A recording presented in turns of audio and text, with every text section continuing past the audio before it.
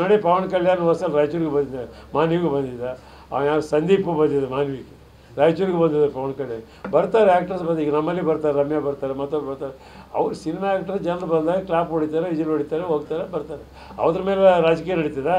ಪವನ್ ಕಲ್ಯಾಣ್ಗೆ ಎಷ್ಟು ಸೀಟ್ ಬಂದು ಅಲ್ಲಿ ನಿಂತ್ಕೊಂಡ್ರೆ 3 ಸಲ ಎಲೆಕ್ಷನ್ ಕಂಟೆಸ್ಟ್ ಮಾಡಿದೆ. ಈಗ ಹೋಗಿ BJP ಜೊತೆಯಲ್ಲಿ TDP ಜೊತೆಯಲ್ಲಿ ಸೇರ್ಕೊಂಡು ಅದು ಪ್ರಶ್ನೆ ಬರೋದಿಲ್ಲ. ಅನೇಕ ಮಂದಿ ಶಶಿಕುಮಾರ್ ಅಂತವರು ಸಿನಿಮಾ ಆ್ಯಕ್ಟ್ರು ಎಲೆಕ್ಷನ್ ನಿಂತ್ಕೊಂಡು ಸೋತಿದ್ದರು, ಅನೇಕ ಸಿನಿಮಾ ಆ್ಯಕ್ಟ್ರುಗಳು ಎಲೆಕ್ಷನ್ ನಿಂತ್ಕೊಂಡು ಸೋತಿದ್ದರು. ಅದು ಏನು ಸಂಬಂಧ ಆಗೋದಿಲ್ಲ, ಯಾವುದೂ ಇದಾಗೋದಿಲ್ಲ. ಅದ್ರ ಮೇಲೆ ರಾಜಕೀಯ ಮಾಡ್ಲಿಕ್ಕೆ ಬರ್ತದಾ? ಅಲ್ಲ, ಈಗ ತೆಲುಗು ಭಾಷಿಕರು ಯಾರೆಲ್ಲ ಇದ್ದಾರೆ ಸರ್, ಅವ್ರ ಮೇಲೆ ಮತ್ತೆ ಮಹಿಳಾ ಮತದಾರರ ಮೇಲೆ ಪರಿಣಾಮ ಬೀರುತ್ತೆ ಅನ್ನೋ ಏನೂ ಬೀರೋದಿಲ್ಲ. ಜನರು ಭಾಳ ಬುದ್ಧಿವಂತರಿದ್ದಾರೆ, ಮತದಾರರು ಭಾಳ ವಿವೇಚನವಂತಿದ್ದಾರೆ. ಅವ್ರು ಯಾರಿಗೆ ಮತ ಹಾಕ್ಬೇಕಂದ್ರೆ ಆ ರೀತಿಯಾಗಿ ಮತ ಹಾಕ್ತಾರೆ. ಅಂದ್ರೆ ಪವನ್ ಕಲ್ಯಾಣ್ ಬಂದರೆ BJP ಪ್ಲಸ್ ಆಗಲ್ಲ ಅಂತ? ಇಲ್ಲ ಸರ್, ನೋಡಿ ಅದ್ರಂಗಿದ್ರೆ ಅದನ್ನೇ ಮಾಡ್ಬೋದಾಗಿತ್ತು, ಅದನ್ನ ಆಗ್ಬೋದಾಗಿತ್ತಲ್ಲ, ಮುಖ್ಯಮಂತ್ರಿ ಆಗ್ಬೋದಾಗಿತ್ತು. ಅದು ಮುಖ್ಯಮಂತ್ರಿ ಆಗಬೇಕಂದ್ರೆ ವರ್ಷಗಳಿಂದ ಪರಿಶ್ರಮ ಮಾಡ್ತಾ ಇದ್ದಾನೆ. ಅವ್ರು ಎಲ್ಲೆಲ್ಲಿಗೆ ಹೋಗಿರೋ ಎಲ್ಲ ಕಡೆ ಸೋತಾರೆ ಕ್ಯಾಂಡಿಡೇಟ್ಗಳು. NT ರಾಮಾರಾವ್ ಬಂದರು, ನಮ್ಮಲ್ಲಿ NT ರಾಮಾರಾವ್ ಬಂದಿದ್ದರು ಆವಾಗ ಮುಖ್ಯಮಂತ್ರಿ ಇರ್ತಕ್ಕ ಸಂದರ್ಭದಲ್ಲಿ.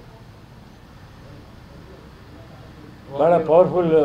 ನಿಮ್ಮ ಉಬ್ಬಿದ ರಕ್ತನಾಳಗಳ ಸಮಸ್ಯೆಗೆ ಎವಿಸ್ ಆಸ್ಪತ್ರೆಯಲ್ಲಿ ಕೇವಲ 30 ನಿಮಿಷದ ಲೇಸರ್ ಚಿಕಿತ್ಸೆಯೊಂದಿಗೆ ಮುಕ್ತಿ ಹೊಂದಬಹುದು. ಹೆಚ್ಚಿನ ವಿವರಗಳಿಗಾಗಿ ಸಂಪರ್ಕಿಸಿ 8088837300. ಅವಾಗೇನು ಪರಿಣಾಮ ಆಗಿಲ್ಲ ಅಂತ? ಅಲ್ಲಿ ಏನಾಗಿದೆ ನೋಡ್ರಿ, ವಿಚಾರ ನೋಡ್ರಿ, ಅವ್ರು ಎಲ್ಲೆಲ್ಲಿ ಬಂದು ಹೋದ್ರೆ ಅಂತೇಳಿ. ಈಗ ಮೋದಿಯವರೇ ಬಂದು 32 ಸಾಲ ಬಂದವರೆ ಹೋದಲ್ಲೆಲ್ಲ ಕರ್ನಾಟಕದಲ್ಲಿ ಕ್ಯಾಂಡಿಡೇಟ್ಗಳು ಸೋತಿದ್ರು, ರೋಡ್ ಶೋ ಮಾಡಿದರು, ಬೀದಿ ಬೀದಿಗೆ ಹೋಗಿದ್ರು. ಮೋದಿ ಮೋದಿ ಅಂತ ನಾವು ದೇಶ ಎಲ್ಲ ಮಾತಾಡ್ತೀವಿ. ಮೋದಿಯವರೇ ಮೊನ್ನೆ 10 ತಿಂಗಳಿಂದ ಕರ್ನಾಟಕಕ್ಕೆ ಬಂದರೆ 36 ಸಾಲ ಬಂದೋದ್ರು ಕರ್ನಾಟಕಕ್ಕೆ. ಓಡಿಗೆ ರೋಡ್ ಶೋ ಮಾಡಿದರು. ಯಾವ ಪ್ರಧಾನಮಂತ್ರಿ ದೇಶದಲ್ಲಿ ಈ ರೀತಿ ಒಂದು ರಾಜ್ಯದಲ್ಲಿ ಅಷ್ಟು ಮೀಟಿಂಗ್ಗಳು ಮಾಡಿಲ್ಲ. ಆದರೂ ಬಂದರು, ಅವ್ರಿಗೆ ಅವಕಾಶ ಐತಿ, ಮಾಡಲಿಕ್ಕೆ ಸಂದರ್ಭ ಐತಿ, ಬಂದಿದ್ರು. ಆದರೆ ಏನು ರಿಸಲ್ಟ್ ಏನಾಯಿತು? ನೋಡಿ ಪವನ್ ಕಲ್ಯಾಣ್ ಹೊಸಲ ರಾಯಚೂರಿಗೆ ಬಂದಿದ್ದ, ಮಾನ್ವಿಗೂ ಬಂದಿದ್ದ, ಯಾರು ಸಂದೀಪು ಬಂದಿದ್ದ ಮಾನ್ವಿಗೆ, ರಾಯಚೂರಿಗೆ ಬಂದಿದ್ದಾರೆ ಪವನ್ ಕಲ್ಯಾಣ್. ಬರ್ತಾರೆ ಆ್ಯಕ್ಟರ್ಸ್ ಬಂದು, ಈಗ ನಮ್ಮಲ್ಲಿ ಬರ್ತಾರೆ, ರಮ್ಯಾ ಬರ್ತಾರೆ, ಮತ್ತೊಬ್ಬರು ಬರ್ತಾರೆ. ಅವ್ರು ಸಿನಿಮಾ ಆ್ಯಕ್ಟರ್ ಜನರು ಬಂದಾಗ ಕ್ಲಾಪ್ ಹೊಡಿತಾರೆ, ವಿಜಿಲ್ ಹೊಡಿತಾರೆ, ಹೋಗ್ತಾರೆ, ಬರ್ತಾರೆ. ಅದ್ರ ಮೇಲೆ ರಾಜಕೀಯ ನಡೀತದ?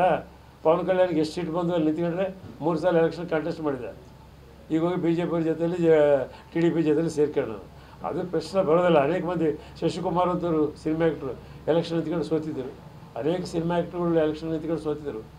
ಅದು ಏನು ಸಂಬಂಧ ಆಗೋದಿಲ್ಲ, ಯಾವುದೂ ಇದಾಗೋದಿಲ್ಲ. ಅದ್ರ ಮೇಲೆ ರಾಜಕೀಯ ಮಾಡ್ಲಿಕ್ಕೆ ಬರ್ತದಾ? ಅಲ್ಲ, ಈಗ ತೆಲುಗು ಭಾಷಿಕರು ಯಾರೆಲ್ಲ ಇದ್ದಾರೆ ಸರ್, ಅವ್ರ ಮೇಲೆ ಮತ್ತೆ ಮಹಿಳಾ ಮತದಾರರ ಮೇಲೆ ಪರಿಣಾಮ ಬೀರುತ್ತೆ ಅನ್ನೋ ಏನೂ ಬೀರೋದಿಲ್ಲ. ಜನರು ಭಾಳ ಬುದ್ಧಿವಂತರಿದ್ದಾರೆ, ಮತದಾರರು ಭಾಳ ವಿವೇಚನವಂತಿದ್ದಾರೆ.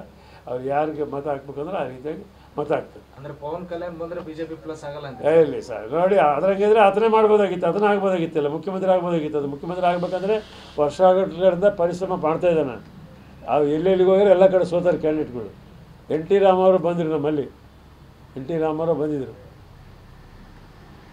ಆವಾಗ ಮುಖ್ಯಮಂತ್ರಿ ಇರ್ತಕ್ಕ ಸಂದರ್ಭದಲ್ಲಿ. ಭಾಳ ಪವರ್ಫುಲ್ ಮನುಷ್ಯ. ಅವಾಗೇನು ಪರಿಣಾಮ ಆಗಿಲ್ಲ ಅಂತ? ಅಲ್ಲಿ ಏನಾಗಿದೆ ನೋಡ್ರಿ, ವಿಚಾರ ನೋಡ್ರಿ, ಅವ್ರು ಎಲ್ಲೆಲ್ಲಿ ಬಂದು ಹೋದ್ರೆ ಅಂತೇಳಿ. ಈಗ ಮೋದಿಯವರೇ ಬಂದು 32 ಸಾಲ ಬಂದವರೆ ಹೋದಲ್ಲೆಲ್ಲ ಕರ್ನಾಟಕದಲ್ಲಿ ಕ್ಯಾಂಡಿಡೇಟ್ಗಳು ಸೋತಿದ್ರು, ರೋಡ್ ಶೋ ಮಾಡಿದರು, ಬೀದಿ ಬೀದಿಗೆ ಹೋಗಿದ್ರು. ಮೋದಿ ಅಂತ ನಾವು ದೇಶ ಎಲ್ಲ ಮಾತಾಡ್ತೀವಿ. ಮೋದಿಯವರೇ ಮೊನ್ನೆ 10 ತಿಂಗಳಿಂದ ಕರ್ನಾಟಕಕ್ಕೆ ಬಂದರೆ 36 ಸಾಲ ಬಂದೋದ್ರು ಕರ್ನಾಟಕಕ್ಕೆ. ಓಡಿಗೆ ರೋಡ್ ಶೋ ಮಾಡಿದರು. ಯಾವ ಪ್ರಧಾನಮಂತ್ರಿ ದೇಶದಲ್ಲಿ ಈ ರೀತಿ ಒಂದು ರಾಜ್ಯದಲ್ಲಿ ಅಷ್ಟು ಮೀಟಿಂಗ್ಗಳು ಮಾಡಿಲ್ಲ. ಆದರೂ ಬಂದರು, ಅವ್ರಿಗೆ ಅವಕಾಶ ಐತಿ, ಮಾಡಲಿಕ್ಕೆ ಸಂದರ್ಭ ಐತಿ, ಬಂದಿದ್ರು. ಆದರೆ ಏನು ರಿಸಲ್ಟ್ ಏನಾಯಿತು?